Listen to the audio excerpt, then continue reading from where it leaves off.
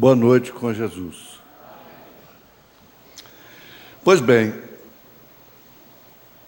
nós vamos ler a Bíblia. Vamos ler a Bíblia, trecho que o profeta de Deus usou na mensagem à brecha. É entre as 7 eras da igreja e os 7 selos.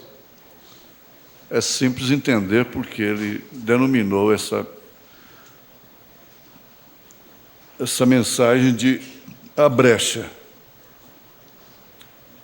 Agora, não se trata, eu não penso que vamos ter um sermão, uma pregação. Vamos ler, vamos conversar. Vamos ver o que o Espírito Santo vai nos dar. E vi na destra... Espera aí. É assim. E vi na destra do que estava assentado sobre o trono um livro escrito, por dentro e por fora, selado com 7 selos.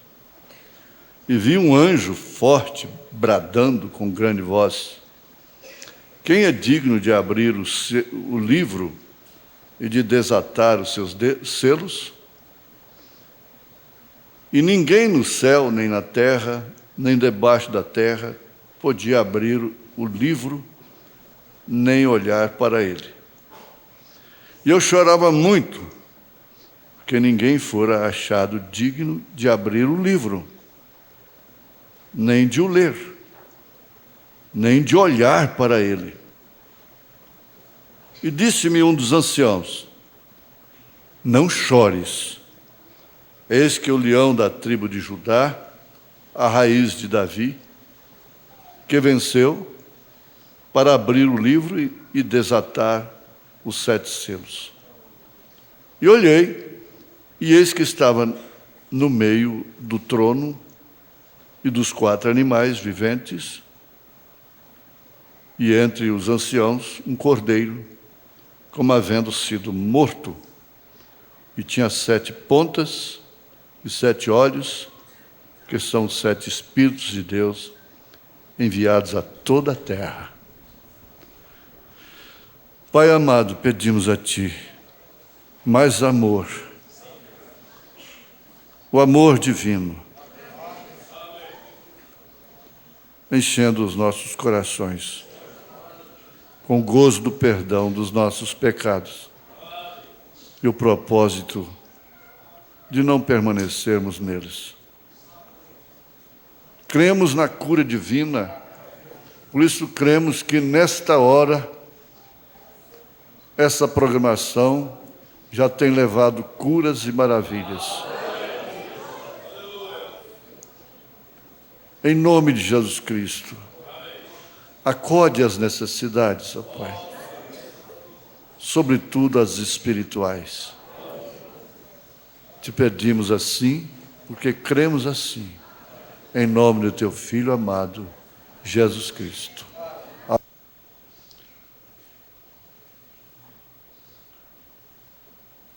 Conselheiro de uma grande nação, ele independia de queda de governo. Ele não caía com a troca de governo. Ele era vitalício. E era um homem muito operante, de uma força moral extraordinária. Afinal, era um conselheiro dos presidentes daquela nação, do governo, de um modo geral. Ele disciplinava o governo.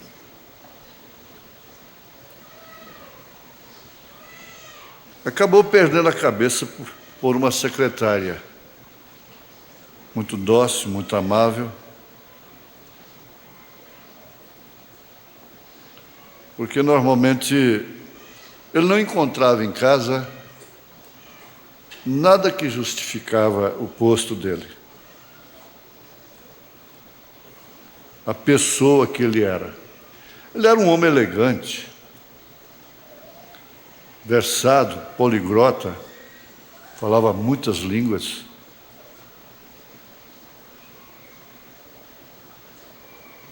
perdendo a cabeça por causa de sua secretária, que era também de uma cultura extraordinária, um dia ele apelou com ela. Por que fazê-lo sofrer tanto? Porque ela nunca deixou ele ceder os limites do trabalho, da devoção dele e dela. Mas a resposta dela foi tremenda. Ela disse: eu te amo. E justamente porque eu te amo,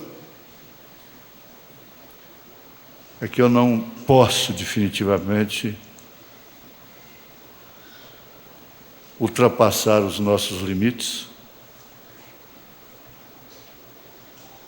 de chefe e secretária. Porque com isso eu estarei te entregando para os seus inimigos. E eu própria vou ter com que te acusar amanhã, se isso reverter. Por favor, não insista.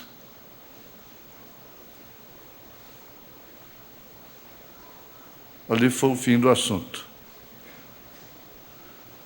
Ele se desequilibrou, foi ao caos,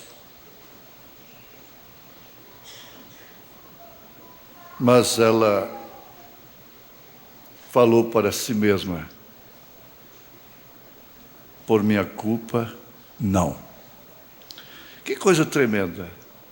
Eu estava vendo aqui a mensagem do irmão Brana, respeito.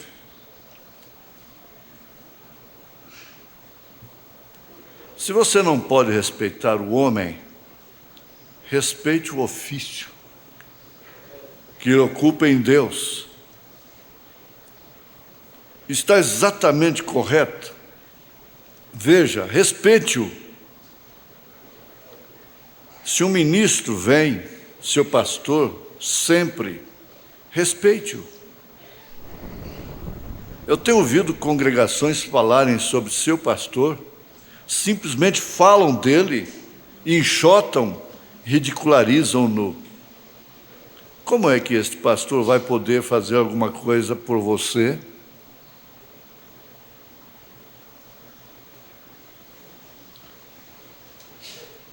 São pais que têm chegado às lágrimas no escritório, dizendo: minha oração não vale mais pela minha casa. E pela mesma forma, mães.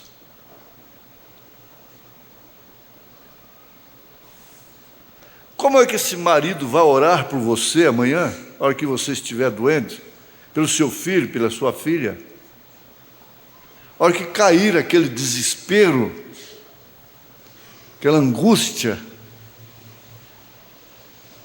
mencionada pelo Espírito Santo através do evangelista Sidney Paiva, disse: deixe a coisa cair. O profeta disse isso em outras palavras.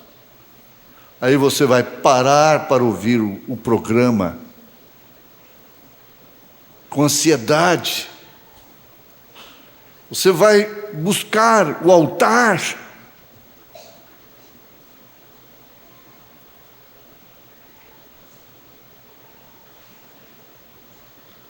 Como é que esse pastor vai poder fazer alguma coisa por você?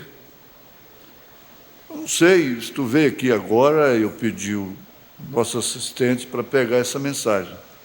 Ele sabe, se isso está indo por todo mundo por aí,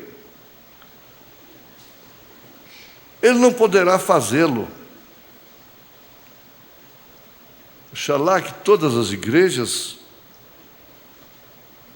respeitem seus pastores como esta respeita. Eu não sei. Ele não poderá fazê-lo. Você não pode. Não digo esta igreja, olha o que ele disse. Não digo esta igreja, mas quero dizer igrejas. Eu tenho visto Vocês têm que amar seu pastor. Vocês devem saber que ele é um ser humano, porém, mesmo assim, Deus o tem feito seu pastor. O Espírito Santo o tem tornado um inspetor. Então você tem que respeitá-lo naquela maneira.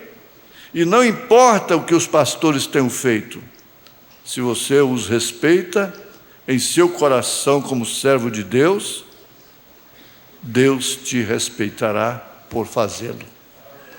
Ele cita o exemplo de Davi e Saul, por ser ungido do Senhor. Se há algum recado, está dado.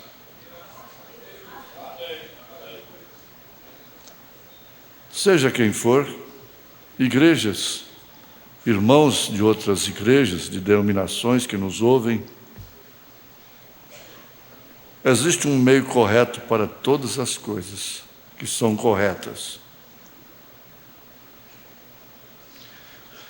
O profeta diz na mensagem à brecha: e agora alguma coisa caiu em minha mão. Nós sabemos o que foi, a espada. A espada de um rei. A espada do rei. Não de um rei, mas do rei. E eu sei, se vocês não entendem as coisas espirituais, isto pode parecer muito estranho. Mas alguma coisa tocou a minha mão. E olhei, era uma espada. Saltamos certas experiências que já estudamos e vamos para o parágrafo 15. Ainda que a espada seja a palavra, ela requer a mão forte de fé para segurá-la ali, para trazê-la ao coração do inimigo, não conhecendo estas coisas, mas apenas tudo que tenho recebido dele, que eu posso lhes dizer, tenho lhes dito. Então vocês sabem, eu creio que foi. Não disse nosso Senhor que tudo que ele recebeu do Pai, que ele tinha dito e nada tinha retido? Tudo que ele falou veio do Pai. Então nós desejamos fazer estas coisas exatamente como elas vêm. Agora, se vocês forem realmente sábios e orarem, estou certo de que vocês entenderão algo dentro de pouco. Agora, algo que eu quero que seja revelado. Uma coisa em tempo. A cada culto você pode ter um propósito de não fazer uma coisa errada, que você sabe que é errado e está fazendo. Como uma coisa errada chama outra, quando começa esse retrocesso, uma coisa boa, que é eliminando aquela coisa errada, aquele elo de uma corrente errada, um elo chama o outro para trás. É uma carreira regressiva. Significa que você vencendo uma coisa, aquela vitória vai ter influência para vencer a outra. Davi disse: eu venci o urso, eu venci o leão. E eu posso vencer esse monstro. Golias era um monstro. Não era apenas um gigante, ele era um monstro.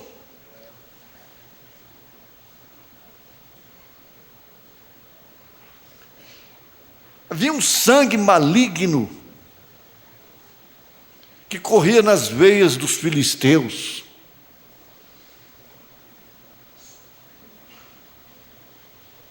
Quem casasse com uma mulher daquela estava perdido, sendo de Israel. Acabe, Sansão. É um sangue maligno que corre na veia de determinada raça, espiritualmente falando. E que tudo de Deus é estranho para eles. E o mundo está tão fora do espiritual que a linguagem de um profeta é inconcebível.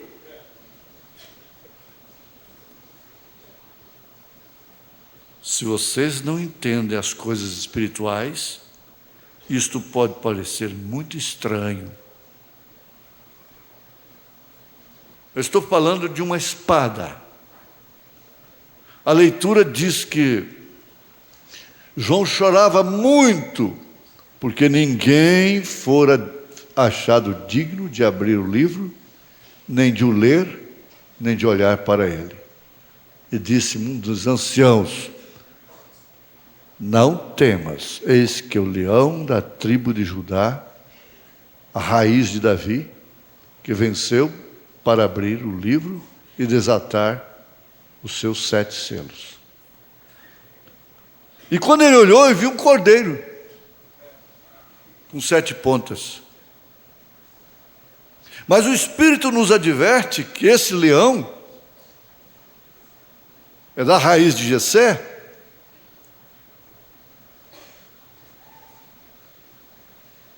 Ah, então não é o leão rei.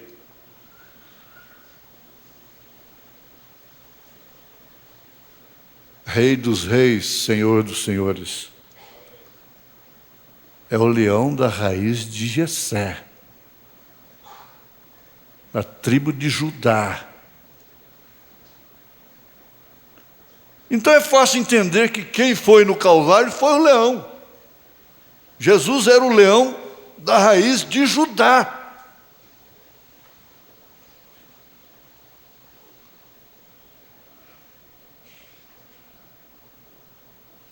Agora, não está nada errado em aplicar essa ordem de um leão morrer como cordeiro, e esse cordeiro voltar a ser leão, não mais da raiz de Judá, mas rei dos reis, Senhor dos senhores.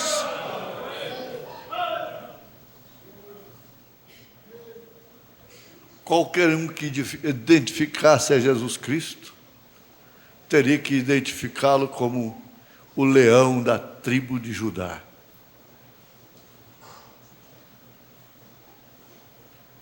O rei da tribo de Judá. O rei dos judeus. Foi isso que eles colocaram lá. E colocaram certo. O sacerdote, não, foi ele que disse: não, o que eu fiz está feito. Ele fez por Deus.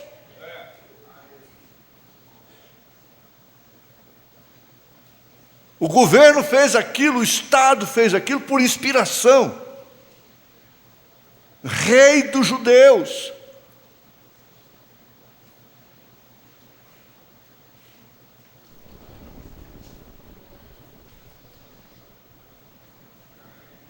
Isso está tão claro. Agora, o profeta chama para essa leitura em Apocalipse capítulo 5. Ele está antes dos selos, dos 7 selos. Depois das 7 eras, antes dos 7 selos. Portanto, é a brecha. Está no meio. Esta é a brecha entre as eras da igreja e os 7 selos. E o mais importante de tudo, que nós vamos constatando aqui, é que nada desse profeta é estranho para nós. de Elias era estranho para Jezabel. Mas nada foi estranho para a viúva. Ele não chegou na sua casa como um estranho para ela.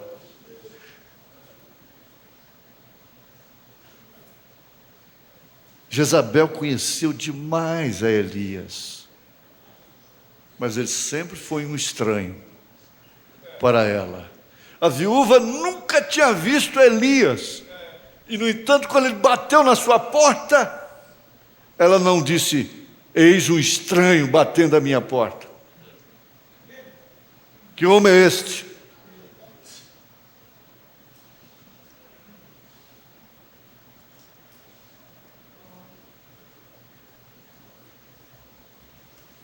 Nós estamos vivendo uma hora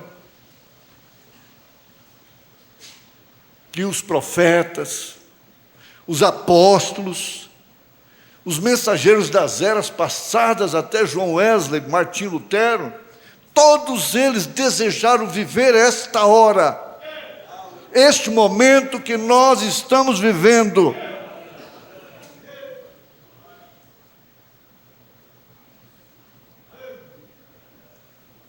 Porque eles estavam apenas com uma arma de reformadores nas mãos.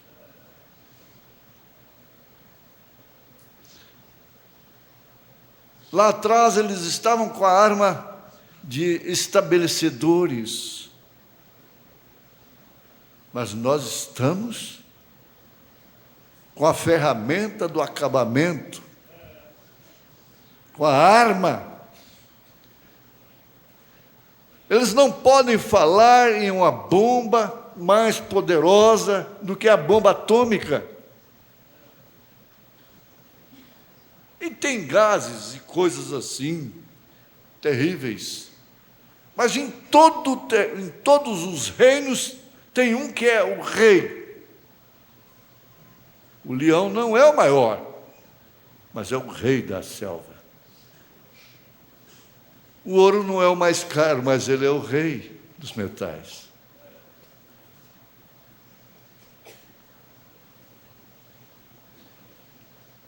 A bomba atômica é a rainha das bombas.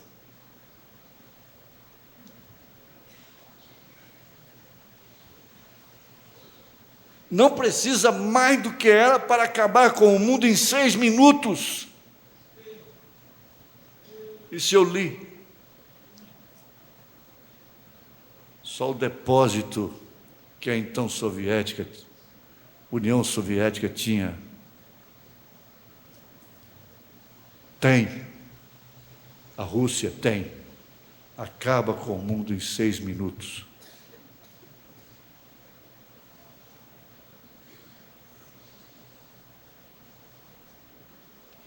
Quando existe tanto poder de um lado, é porque há um maior do outro lado.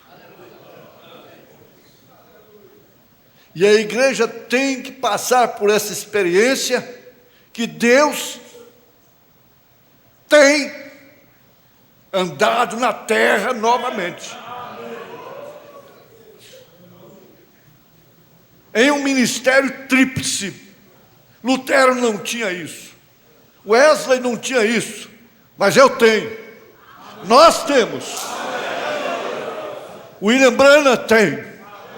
O ministério tríplice, Elias, filho do homem, e 7º anjo de Apocalipse, capítulo 10, verso 7. Aqui não vai nenhuma tonteria, mas exige coragem. Para você entrar numa contagem regressiva de tudo que pesa, e que impede você crer que você é uma pessoa na qual habita deidade na terra.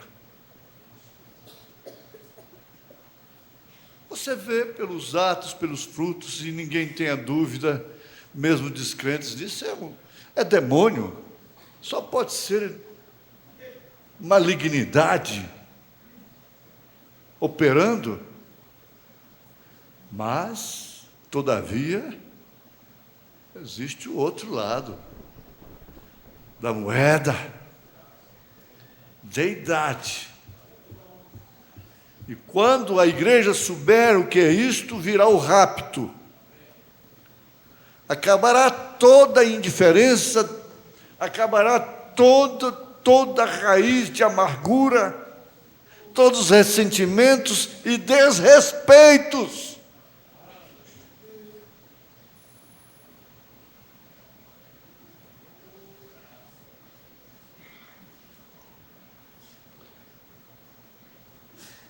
E vi na destra do que estava sentado, sobre o trono, um livro escrito por dentro e por fora, selado com 7 selos. E agora não se pode ir muito longe. Você naturalmente já ouviu isso? Já viu isto? Já reconheceu isto? Não só por si mesma, por si mesmo, mas pela sua irmã, pelo seu irmão, que às vezes não lhe é simpático, que não lhe é simpática.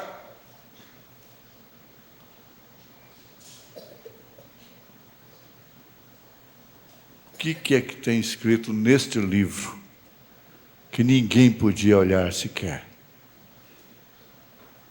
É o seu nome. É o nome dela, é o nome dele.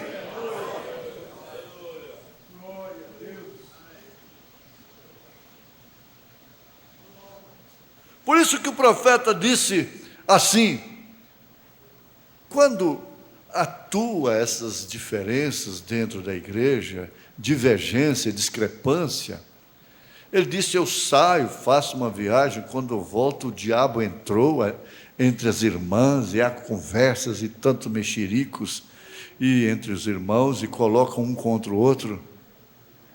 Ele disse: mas você sabe de uma coisa, quando isto chegar, e você vê aquela irmã em aperto, você dará a vida por ela. Você está enganada, você está enganado. Você não odeia.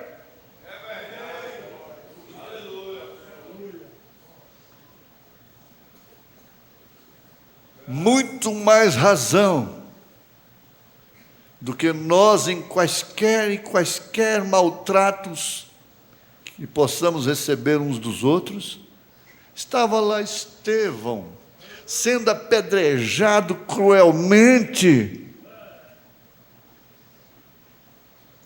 pelo povo de Deus. Não foram pagãos, não eram pagãos. Lá estavam então Saulo de Tarso, com as suas roupas nos pés.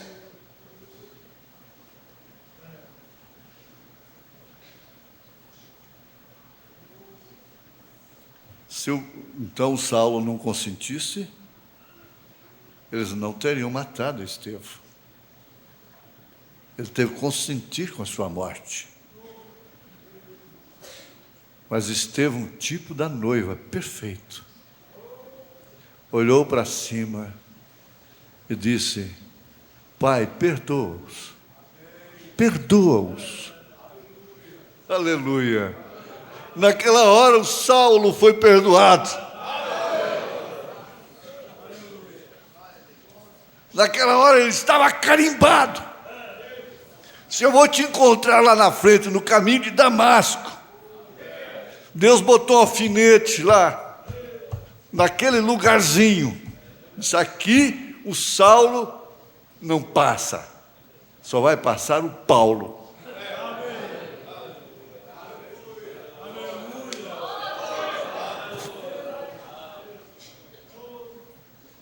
Só vai passar o Paulo.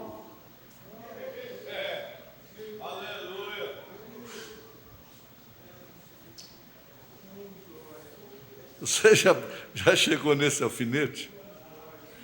Eu gosto de falar no alfinete do mapa. Deus enfiou um alfinetezinho no mapa, um lugarzinho chamado Jaboque, Vale de Jaboque. Aqui, Jacó, você não passa com esse nome. Você não vai passar com esse nome daqui. Esse nome vai ficar aqui, você vai sair daqui como Israel. Israel, viu? Jacó não, trapaceiro não. E nesse livro não é esse nome que o diabo tanto acusa, tanto cita. Você não vai chegar lá com esse nome.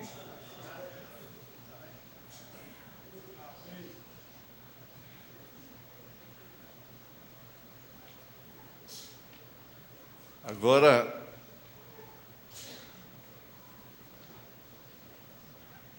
ele disse: aqui está ele, está fechado, selado, ninguém pode olhar. João chora, mas agora ele disse: aqui está aberto.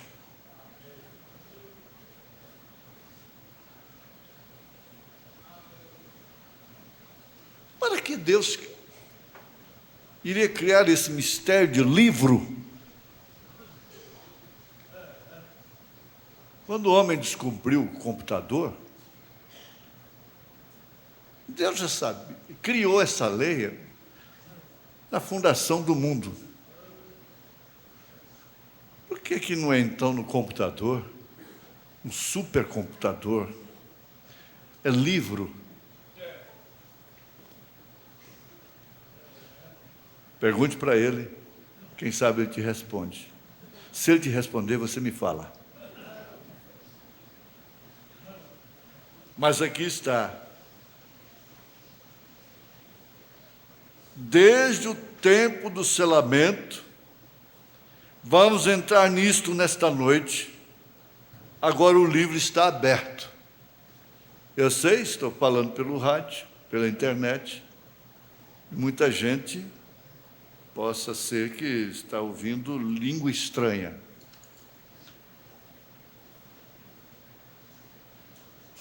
Porque até mesmo o Calvário é uma língua estranha para o mundo religioso de hoje. Um livrinho em sua mão, ele foi aberto. Não resta dúvida. Como sol, como colunas, espera um minuto, deixe-me começar lendo aqui.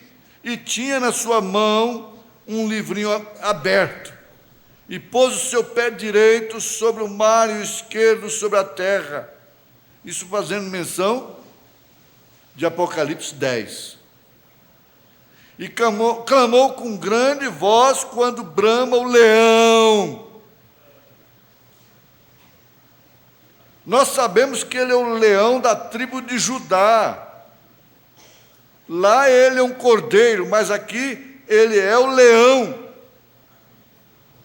E havendo clamado, os 7 trovões fizeram soar as suas vozes. João estava comissionado a escrever o que ele viu. Então o apóstolo e profeta pegou sua caneta para escrever aquilo. É a forma mais segura que a gente tem. Eu, por exemplo, às vezes eu pergunto o nome da pessoa no escritório 2, 3 vezes. E não é nome alemão, é brasileiro mesmo. E o profeta chegou a ponto que ele tinha que escrever na coronha da sua espingarda, lá no mato, a fralda da camisa, no boné.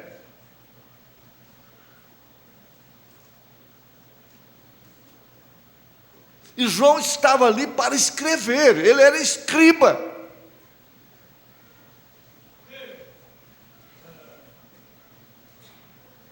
Ele não é o autor do livro, ele é escriba, escritor do livro. Ele estava lá com essa função. E ele fez bem, ele pegou a caneta para escrever. Quando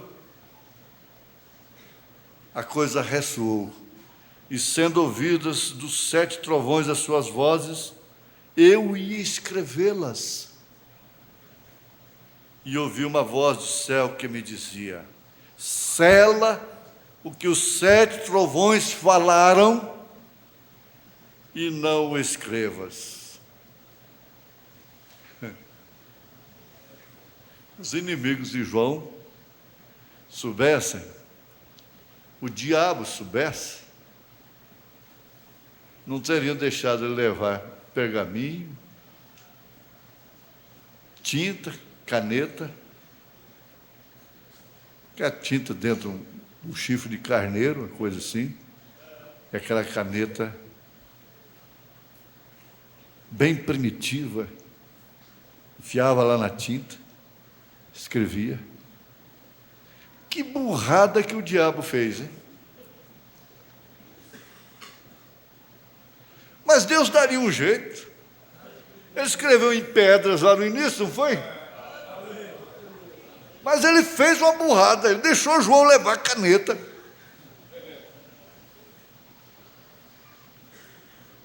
E essa caneta tinha que ser usada. Foi usada para todo o Apocalipse. Mas neste caso eu ia escrevê-las.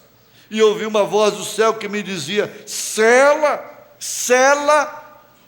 O que significa esse selar? Guarde segredo disto. Sela o que os 7 trovões falaram e não o escrevas. As ondas sonoras nunca morrem. Os trovões falaram, não foram escritos, foram selados por João.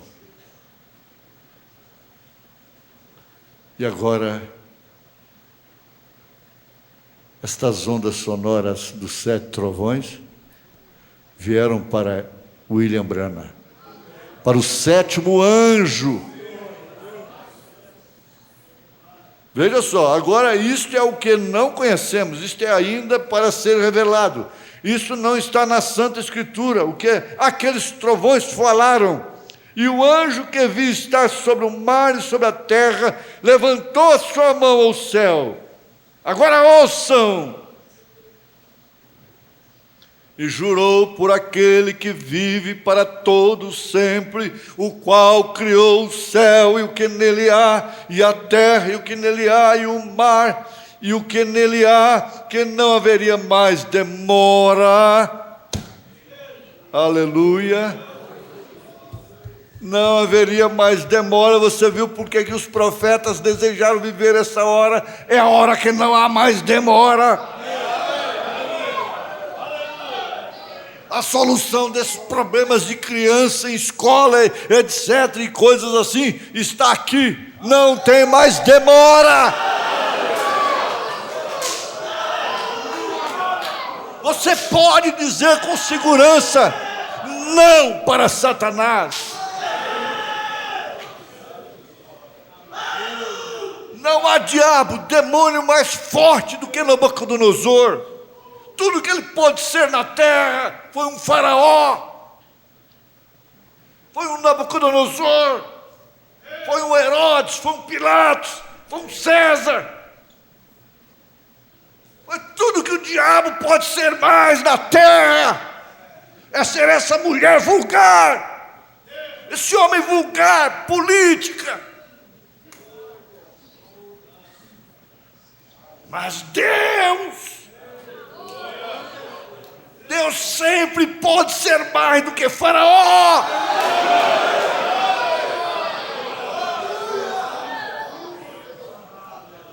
Abrir o mar vermelho e fazer um Faraó beber água até morrer, seu exército invencível.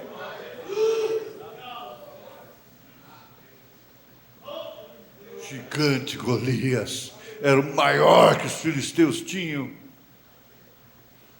Israel não precisou de tanta grandeza, precisou de um Davizinho apenas.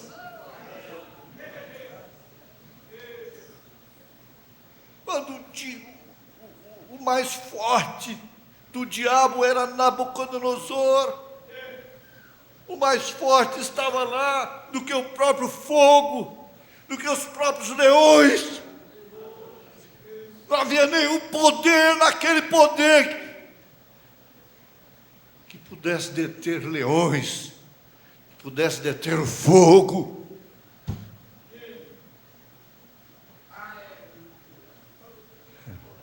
Você passa por Elias, reino de Jezabel, e Acabe sendo forte.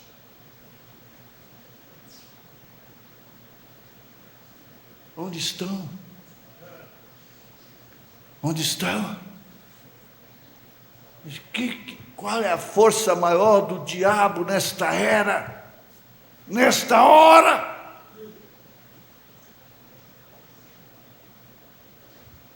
Você veja qual é a força de Deus. Está nos braços esqueléticos de uma viúva? Que mistério é esse? Essa mulher tem azeite e farinha, dia e noite.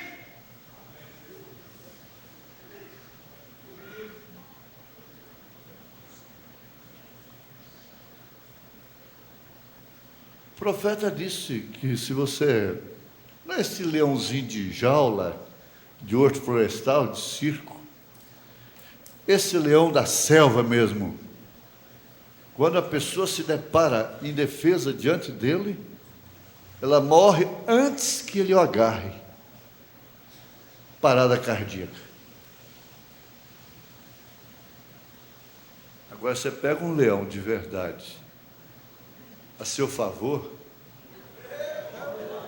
se um cachorrinho te anima,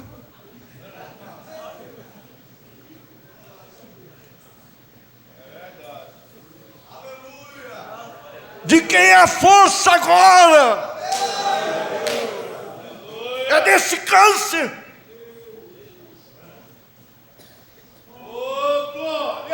É desse problema na coluna, hérnia de disco, seja lá o que for. É desse diabetes. Qual é o poder maior? É a morte. Onde está a morte, o teu aguilhão? Onde está o inferno, a tua vitória? Tragada foi a morte da sua vitória. Graças a Deus que nos dá vitória por nosso Senhor Jesus Cristo.